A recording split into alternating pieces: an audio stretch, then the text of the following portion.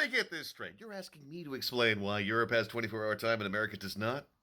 Ooh, challenge accepted. Let us go back in time to before the 14th century when sundials were omnipresent and medieval Muslims actually perfected them, cutting them into 24-hour increments. So these pesky little clocks enter the picture, and you may have heard the phrase Italian hour. That's because Italian hours encompassed everything that was on the sundial. Oh, but in England, they used 1 through 12. And you needed 1 through 12 because it was a pain in the ass to constantly shift the striking clock. You had to constantly shift the clock ahead in the first 6 months of the year and then behind the last 6 months of the year. Enter the double 12-hour sundial, and the concept of noon, because noon was the most discernible shadow on the sundial. And as it so happened, noon was also a good time to eat your lunch. Enter a Scotsman by the name of Sir Sandford Fleming, this gent right here. This dude missed a train because it printed PM instead of AM. He said, "Enough, no more!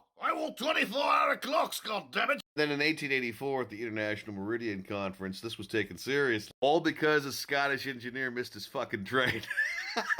This was the beginnings of Greenwich Mean Time and 24-hour time measurement. If Sir Sandford Fleming had not missed his train, or if the railway timetable had not misprinted the time, history might have ended up very different. But because Sir Fleming was an eccentric Scotsman who was determined to make some son of a bitch pay, other nations in Europe adopted the 24-hour time approach. We Americans did not because we're special snowflake. I mean, we don't even use the fucking metric system. And the U.S. Navy didn't even start using 24-hour military time until 1942. That's largely because, hey, if we're going to Europe to fight a war against the Nazis, maybe we might want to use their fucking 24-hour nomenclature to make sure that we can beat these motherfuckers.